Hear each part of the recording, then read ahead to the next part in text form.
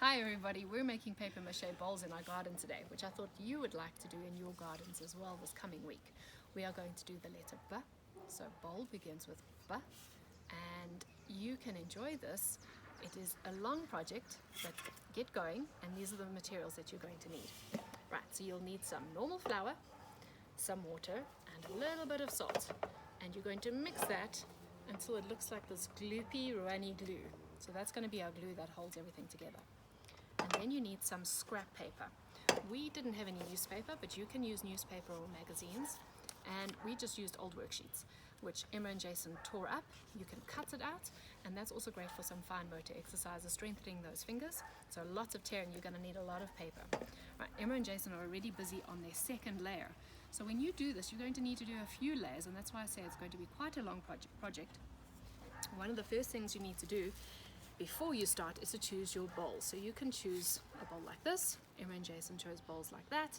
And then you just need to put a layer of cling wrap onto your bowl just to protect it. And it'll also make it easier to peel off the papier-mâché when you're done.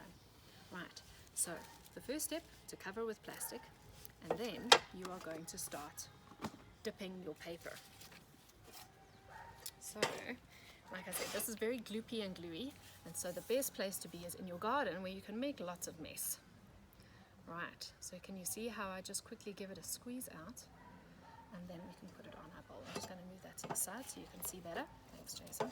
Right, and we're going to get going with another piece. Can we stop on?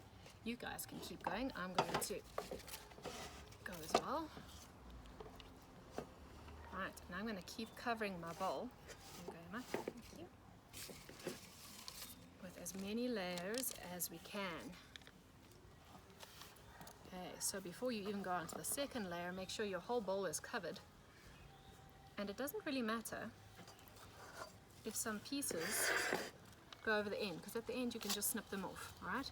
Now, if I could fast forward the video, I would, but I quickly cheated and I made one a few hours ago. So here we go. I did quite a few layers and I left it in the sun. It was a beautiful sunny day, and now it's gone quite hard. So remember, the trick, guys, is to do as many layers as you can, because then you get a nice hard bowl. So we left it in the sun, and now there's the plastic. I'm able to peel it off. And let's peel the plastic off as well. And there we go. I have a very rough and ready bowl, but it'll be ready now for painting. So I can use my scissors to trim off the edges, unless you like this nice look as well.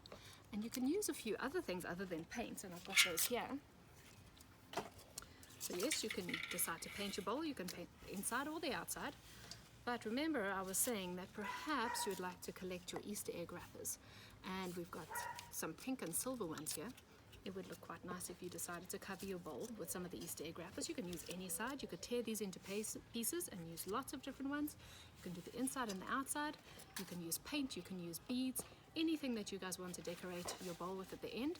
And if you really want to go fancy, if you've got some varnish left over, you can do a nice last coat of varnish just to finish it off.